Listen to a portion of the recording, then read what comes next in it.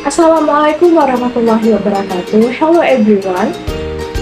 We made this video to explain about gerund and infinitive active and basic cases. So, before you enjoy this video, let me introduce this member group. I am Nur Hayati and my group is Risma, Rega Wulandari, Tata, and Intan Cahaya.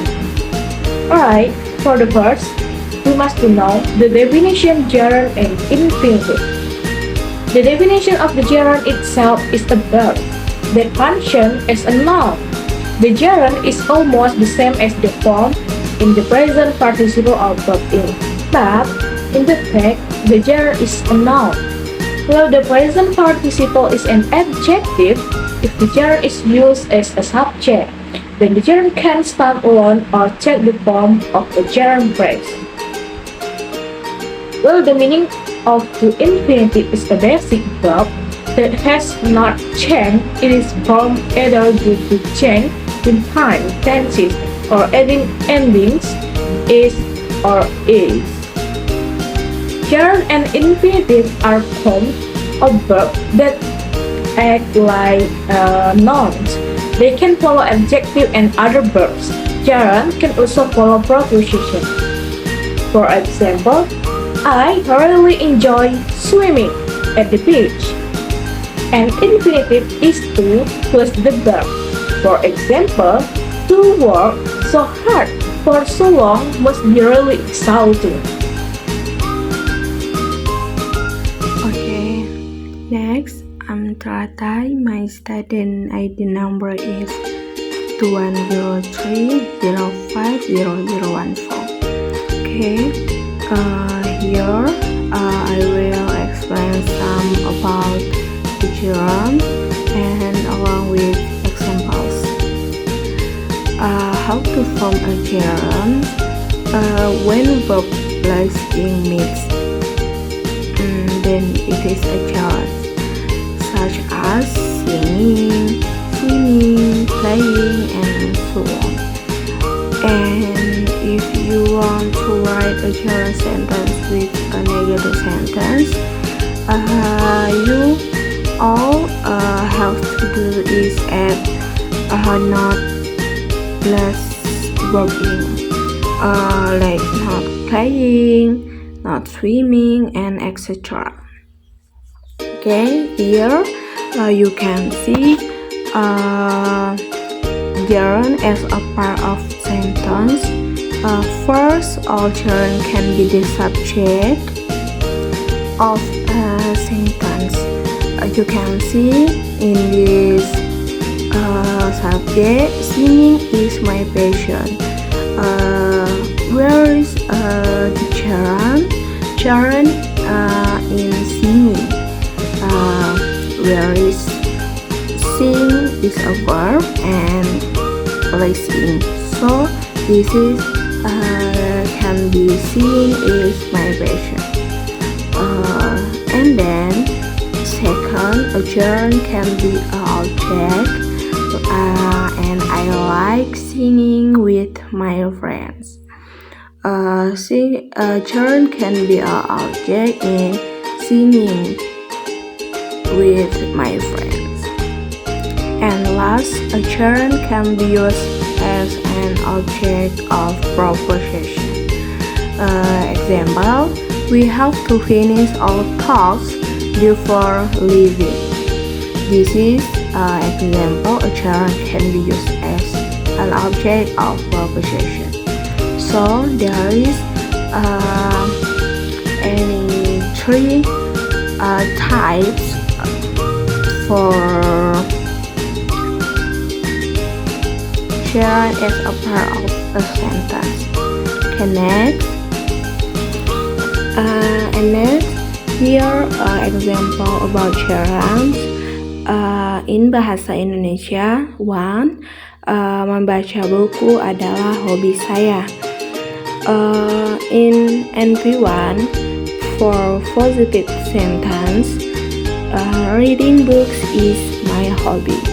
So the gerund in bahasa is membaca, and in English reading. Read verb, and in the gerund. And how about negative sentence? In negative sentence, you can add the not for sentence like not reading books is my hobby. Here you can add the not before the verb phrasing. Example second, you can see in bahasa Indonesia, saya suka berenang di danau. In NP1, for positive sentence, I like swimming at the lake. But if you want to use a negative sentence, you can make I not like swimming at the lake. If you want to use a negative sentence, you can make a sentence I like not swimming at the lake, like example before that. Here you can see some verbs that take only gerunds like admit, advise, allow, and etc. This is the verb that take only gerunds. And then next verb followed by a preposition and a gerund like admit to, be a cause of, blame for, confess to, and etc. This is some verb followed by preposition and a gerund. Okay, that's all for me about the gerund. And next materials, I back to moderator and thank you. Halo, my name is Intan Saya Putri and I will explain about infinitive. Infinitive as a pronoun has a two parts as an object and a subject. An infinitive is a verb that functions as a noun, adjective, or adverb. The function of infinitive verb is to express as an opinion the purpose and of an object and action, and to answer who, what, or why question.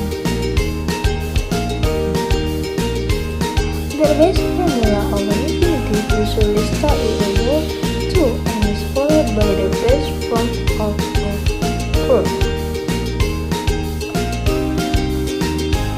Now, infinitive verbs are not conjugated like other verb forms, so they will remain infinitive in the sentence.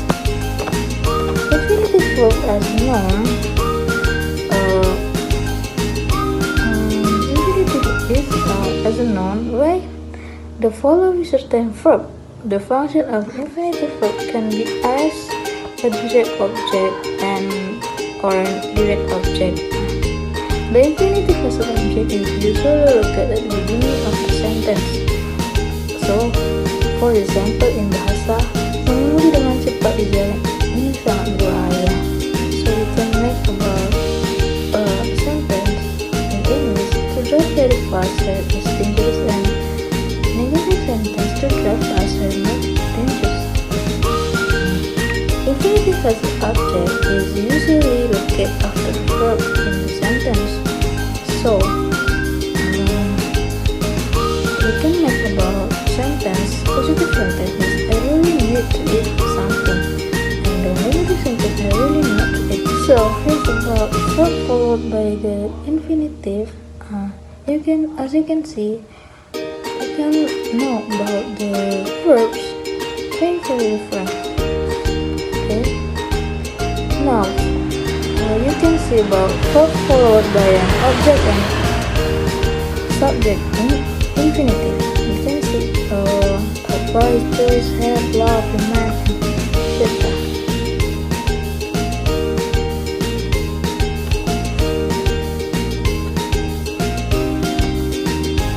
So this is all from me. Thank you for watching. Bye.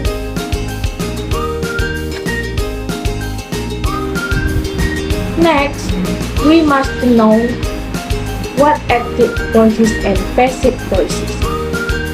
Alright, active voices is a sentence where the subject is active in doing something. With the passive sentence, in the sentence, the subject is subject to something done. Basically, the two sentences are contradictory in their use. However, both of them have a relationship where active sentence can be changed to passive sentence and vice versa. Passive sentence can also be changed into a passive sentence. Both active sentence and passive sentence both are connected to each other. Alright, active voices will be explained by me. For the first, simple present tense. For example, active voices sentence in bahasa is Rega mencuci sepedanya di rumahnya sendirian setiap Sabtu. Rega is MP1, mencuci box sepedanya NP2, di rumahnya adverb of place number 2, sendirian adverb of manner number 1, setiap Sabtu adverb of time number 3. The active voices in English is Rega washes her bicycle alone at home every Saturday. The negative sentence is Rega doesn't wash her bicycle alone at home every Saturday. Interrogative sentence is does Rega wash her bicycle alone at home every Saturday. The second is simple continuous tense. For example, active voices. The sentence is in bahasa is Rega sedang memanjat pohon kelapa di belakang rumahnya. Rega is MP1, sedang Copula memanjat box pohon kelapa NP2 di belakang rumahnya adverb of place number 2. The active voices in English is Rega is climbing a coconut tree behind her house. The negative sentence is Rega isn't climb a coconut tree behind her house. The interrogative sentence is Rega climb a coconut tree behind her house. The next is simple past tense. For example, active voices. The sentence in bahasa is Rega membuat tugas grammar semalam. Rega MP1 membuat is verb, tugas grammar NP2 semalam adverb of time number 3. The active voices in English is Rega was making grammar assignment last night. The negative sentence is Rega wasn't make grammar assignment last night. The interrogative sentence was Rega make grammar assignment last night. Alright, and then simple present perfect tense. For example, active voices. The sentence in bahasa is Rega telah menjatuhkan gelas di dapur barusan.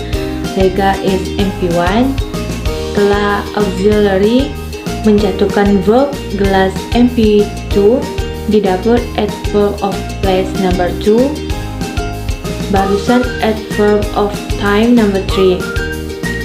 The sentence active voices Rega has just dropped a glass in a kitchen. The negative sentence Rega hasn't just dropped a glass in a kitchen. The interrogative sentence is has Rega just dropped a glass in a kitchen? The last is modals. For example, active voices. The sentence in bahasa is Rega akan membeli sebuah mobil tahun depan. Rega is MP1 akan membeli modal plus verb sebuah mobil NP2 tahun depan adverb of time number 3. The sentence active voices is Rega will buy a car next year. The negative sentence is Rega will not buy a car next year. The interrogative sentence is will Rega buy a car next year? Alright, I am Risma and I want to explain is about passive voices. Okay, passive sentences are sentences where the subject gets treatment, action, or given certain verb in their activities or action. In other words, Passive sentences show that the subject is the part that is the goal of an action that is being or has been done. In the passive sentence structure, the subject becomes the part subject to an action or activity. The subject in the passive sentence does not have the position of the actor, but the role of the actor is held by the object. Nah, jadi kalimat pasif ini merupakan kalimat yang subjeknya itu mendapatkan perlakuan, tindakan, atau pemberian kata kerja tertentu dalam aktivitas atau tindakan. Nah, dengan kata lain, kalimat pasif menunjukkan bahwa subjek merupakan bagian yang menjadi tujuan dari adanya suatu tindakan yang sedang atau telah dilakukan. Dalam struktur kalimat pasif, maka subjek menjadi bagian yang dikenakan suatu tindakan atau aktivitas. Subjek dalam kalimat pasif tidak berposisi sebagai pelaku, melainkan peran pelaku dipegang oleh objek. Nah, jadi kalimat active voices or passive voices itu terhubung. Nah, jadi kalimat aktif dan kalimat pasif ini bertolak belakang. Kalimat aktif bisa diubah menjadi kalimat pasif. Jadi masih bisa dikatakan kalimat aktif dan kalimat pasif ini terhubung. Oke, kita lanjut dengan simple present tense. Nah, kita lanjut ke kalimat yaitu kalimat simple present tense. Nah, simple present tense, this type of tense is used to describe activities that are carried out repeatedly or habitually. How to change it by adding to be is, are before the verb that has been changed to the past participle. Nah, jadi simple present tense ini, jenis tenses ini digunakan untuk menjelaskan kegiatan yang dilakukan secara berulang-ulang atau kebiasaan. Nah, jadi cara mengubahnya dengan menambahkan to be, is, are, nah sebelum verb yang sudah diubah menjadi past participle. Oke, kita lanjutkan yaitu ke kalimat simple present tense. Nah, jadi di kalimat simple present tense ini saya buat dulu kalimat aktifnya. Nah, jadi di kalimat aktifnya itu ada Risma mencuci motornya sendiri di rumahnya setiap minggu. Nah, jadi ini kan kalimat yang dilakukan secara berulang-ulang. Nah, di sini ada Risma itu sebagai subjek, NP1 atau noun plus 1, mencuci verb, motornya noun plus 2, sendiri adverb of manner, di rumahnya adverb of place, setiap minggu adverb of time. Nah, kalau di kalimat pasif, objeknya diletak di depan. Nah, jadi kalimatnya itu kalau di aktif tadi kan Risma mencuci motornya sendiri di rumahnya setiap minggu. Nah, kalau kita ubah menjadi kalimat pasif yaitu motor Risma dicuci oleh Risma sendiri di rumah setiap minggu. Kalau kalimat positif yang kita jadikan sentence in English yaitu Risma's motorbike is washed her bike alone at home every Sunday. Nah, kalau kalimat negatifnya itu bagaimana? Nah, kalau kalimat negatifnya itu bertolak belakang dengan dengan kalimat positif atau kebalikan dari kalimat positif yaitu Risma's motorbike isn't washed her bike alone at home every Sunday. Kalau kalimat interrogatif yaitu is Risma's motorbike washed her bike alone at home every Sunday. Nah, jadi itu ya kalimat simple present tense. Oke, kita lanjut ke simple continuous tense. Nah, simple continuous tense to express activities that are currently being discussed or will be carried out in the near future. How to form the passive voice by adding to be is, are, and the verb being after it. Nah, jadi simple continuous tense ini digunakan untuk menyatakan kegiatan yang sedang terjadi saat dibicarakan. Nah, jadi cara membentuk kalimat pasifnya itu dengan menambahkan to be, is, are, serta kata being setelahnya. Nah, baik, kita ke contoh kalimatnya. Jadi ini di kalimat aktifnya itu yaitu Risma sedang memanjat pohon kelapa di belakang rumahnya. Kalau dipasifkan, kalau kita ganti kalimat pasif yaitu pohon kelapa sedang dipanjat oleh Risma di belakang rumahnya. Jadi gitu ya, objeknya ini kita ganti menjadi subjeknya gitu. Kita diletak di awal. Nah, di sini itu ada di kalimat aktifnya ini ada Risma itu sebagai subjek, noun first one, sedang untuk copula, memanjat itu verb, pohon kelapa noun first two, di belakang rumahnya adverb of place.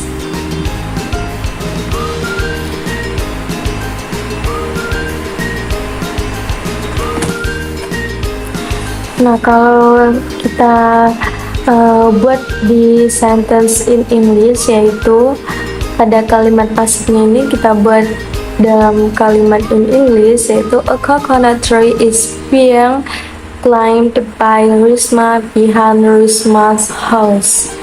Nah, jadi setelah to be ini kita letak verb being. Kalau kalimat negatifnya itu sebaliknya dari kalimat positif yaitu a coconut tree isn't being climbed behind Risma's house.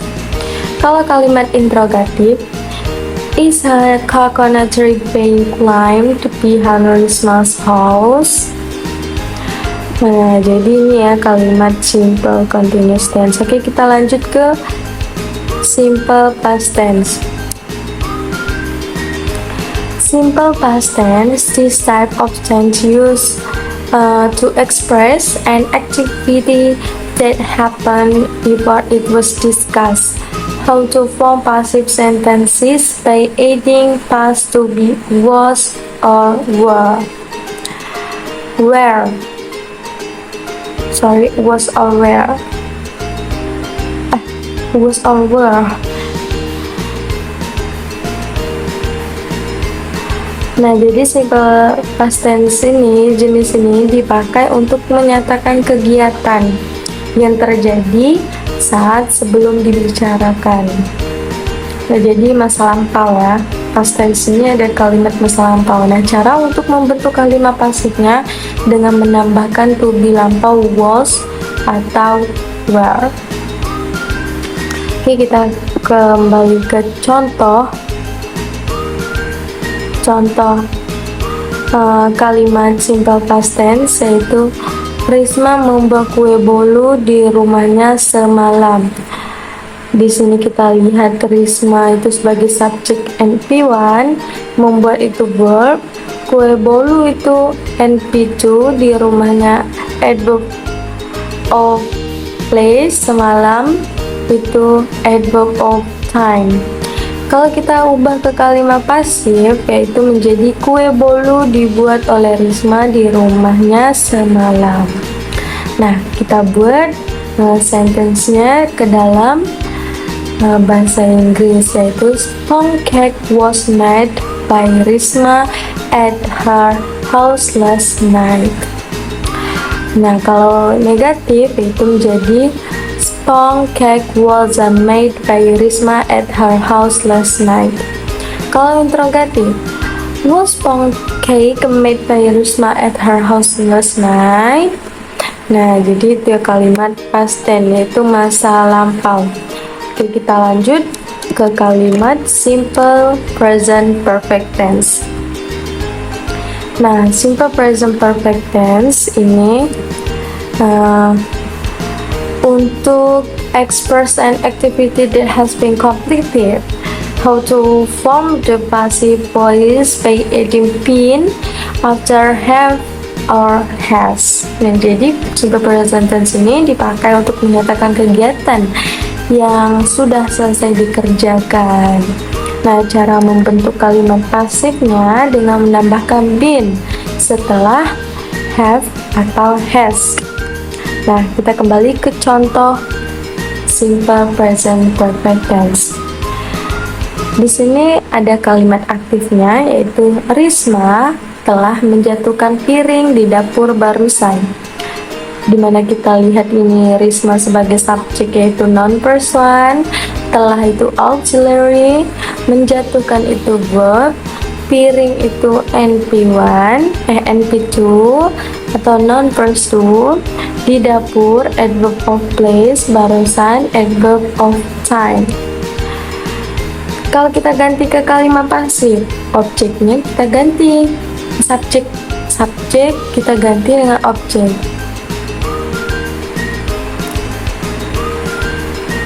Atau NP1 kita ganti dengan NP2. Jadi letak NP2 itu di NP1. Nah, piring telah dijatuhkan oleh Risma di dapur barusan. Kan? Nah, jadi kalau di kalimat positifnya itu kita jadikan sentence in English, the plate has just been dropped in a kitchen.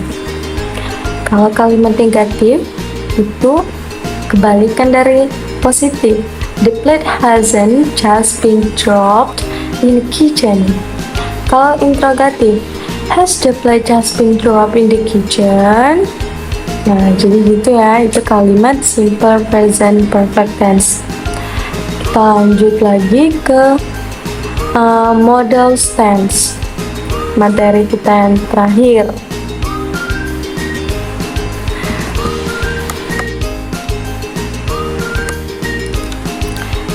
Itu models, one more form of auxiliary verb or auxiliary verb. Nah, usually models are used to express one's attitude toward something. Nah, jadi models itu salah satu bentuk auxiliary atau kata kerja bantu. Nah, biasanya models digunakan untuk mengungkapkan sikap seseorang akan suatu hal. Nah, kita ke contoh kalimatnya, yaitu ada pada kalimat aktif, Risma akan membeli sebuah rumah bulan depan. Amin. Nah, di sini mana kita lihat Risma sebagai subjek, yaitu noun person, akan membeli itu models, sebuah rumah itu noun person, bulan depan adverb of time. Nah, jadi kalau kita jadikan ke kalimat pasif, yaitu sebuah rumah akan dibeli oleh Risma bulan depan. Nah, gimana kita gantian? Noun person kita gantikan dengan noun person kita gantikan letaknya ke noun person. Jadinya kalimatnya sebuah rumah akan dibeli oleh Risma bulan depan. Nah, kalau kita jadikan kalimat pasif ini ke dalam sentence in English, yaitu menjadi a house will be bought by Risma next year. Nah, sebuah rumah akan dibeli oleh Risma bulan depan. Kalau kalimat negatifnya itu kebalikan dari kalimat positif, a house will not be bought by Risma next year. Kalimat interrogatif, will a house be bought by Risma next year? Apakah sebuah rumah akan dibeli oleh Risma tahun depan? Okay, that's it from my explain. I will return to moderator. Thank you. Alright, I think that's all from our group. Thank you for your attention, and I apologize if we make a mistake and our explanation is wrong. Wassalamualaikum warahmatullahi wabarakatuh, and see you again.